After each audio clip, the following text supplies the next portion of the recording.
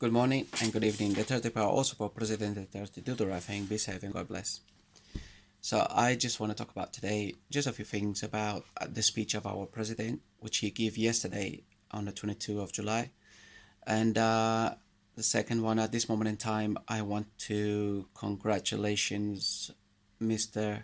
House Speaker Alan Peter Catano. Very proud to hear it. I knew he will be the House Speaker without no doubt, because he's good what he is doing and what he does and what he's into. He's good. Whatever he's doing, he's good in everything at this moment in time. For Bikini, I have been watching him beside of our president, and he has been spot on. And I do like that. He works hard. He reads it really good. He knows what he's talking about when questions is asked. He doesn't even blink, and he knows how to close them really good. So I remember those kind of days when it was him and the other guy Treliano's horrible. Anyway, but yeah, Senator Allen is always really brilliant, even when he was doing senator and stuff like that. So being a House Speaker, congratulations again. Very happy, and hopefully the next step, I will know, and I know Catano, you'll be the president of the Philippines. I hope our President Duterte stays for a bit longer. I really do, than the 3 years he has on his term. And but I also the next president, and I would like it our House Speaker Alan Peter Catano to run for president, because I don't see any other person after our President Duterte to take over his office except Alan Peter Catano. And I do know Alan Peter Catano, you will be the president of the Philippines, and looking forward for that, for really sure. So that, so now, what our president he was mentioning, and he was talking about a lot of things, but for myself at this moment in time, and what I like is hopefully concentrates. We do need schools urgently. It's not just like something we know. We have been crying for more schools, public schools, government schools, not just private schools, because private schools, not everybody can afford to go to private schools. But I do hope we have government schools, and we need much more, because our schools, they are really full, occupied, is overcrowded, and we do need more schools. And plus, it's not just that, we do also need teachers, because we are short of it. We are short in a lot of stuff. We are short of army, we are short of police, and we are short in a lot of things, help with farming and so and so. So I know it's a million things for our president to be sorted and to do and things like that. But first of all, I would like to see schools, government schools, being built and being, there for the our people. The hospitals, government hospitals, not just private hospitals, because private hospitals, they cost. So we also need government hospitals for our people, for our poor people, and it should be free. As we go along, as people work and everything, we contribute to insurance number and taxes, and as we pay. So we should be having, hospitals for free for our people, and government hospitals, not private, because private is costly and we cannot afford it. It's really hard to pay, and you're always nervous to come out of the hospital because the bill is so big. So that's also one of them. Another one, like I was mentioning about army and police. I mean, we are short of army. We are short people to do, the army. So I don't know how and why our president doesn't put or implies anybody can go to the army. We have so many people who like to join the army, and you don't have to have school, you don't have to have degrees, you don't have to have anything to go into the army. You can learn as you are there, and schools and things should be supplied to the people who's recruit to the army. Like we do over here in UK, if you go to the army, you can learn so much. It doesn't matter if you have school, if you don't have no school. As you go along, you learn. So it's the same as a child when he never walk in his life, but when he start growing, he start making his first steps. So everybody can learn. Nobody's silly or stupid or anything like that.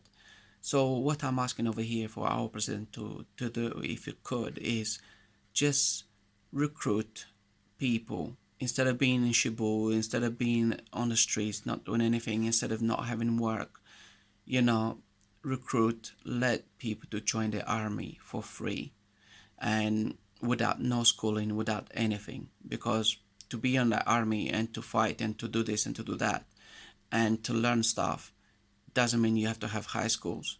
But also in the army, they can have schools and learn as they go along, as they training, as they go along. This should be the government to provide for people who wants to join the army. Now, police is about 5 years or 4 or 5 years you have to study. Again, I'm being mentioning it, our President Duterte. Please cut it down for at least the 2 years study because 4 years is a long time. We are short of police, so we need police as soon as on the streets and patrolling our streets day and night. So for us to recruit people, for us to put our and build our army up, our police and patrolling and getting our streets safer is for our president to open something like this. Anybody can join the army and police, make them study for 2 years, passing their courses and their study, and let them be police. Because being a police, if you're doing right things and reporting and whatever you have to do, anybody can do that. So also being with the high schools, this is really ridiculous. Also because you don't have to have a high school, to join the police or to join army. So this is what I'm asking, and not everybody's educated in our Philippines, and I don't see why we need bigger high school. Because if you didn't go to the high school, and if you didn't pass some kind of certain degrees, you're the black sheep, which is not fair. So our last day, and our president, please think about it. Let our people join the army. Anybody wants to join the army, instead they don't have no work, but they can join the army. Being police, just cut it for 2 years instead of 4 or 5 years. Just put it for 2 years. Study for 2 years. If they pass the exams and everything, why not? So I don't see why we have to take 4 years to be police. Other is about farming. Our farmers, they do need help. I know you know that. Our farmers need help from our government. It has been there, but it hasn't been applied because our farmers, a lot of farmers, they don't know what to do. It's not like everybody's talking about it. You can do like this or like that. In our communities and our barangay places, we should have, barangays or people educated who can advise farmers. We can do like this or like that. You can help. You can get help from here. You can get help from there.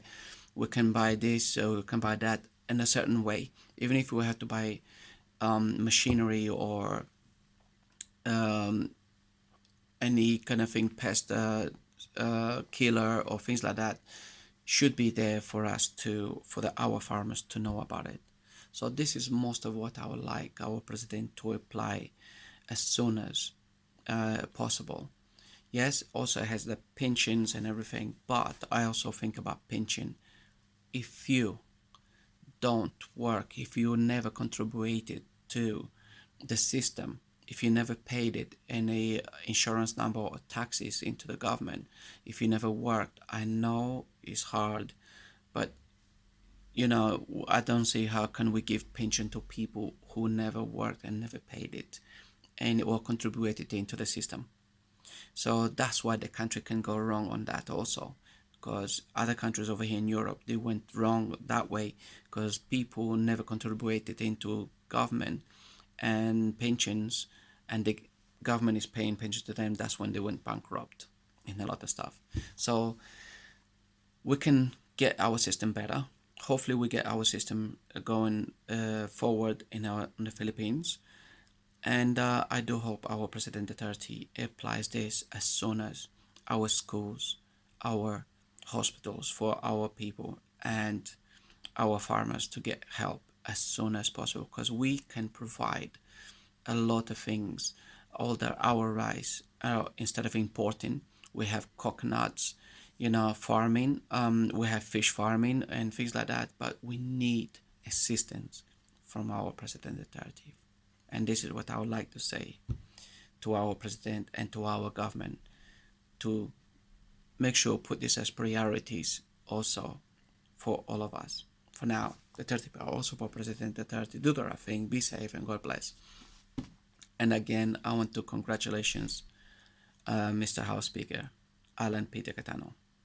Welcome to the system. Take care. Bye bye.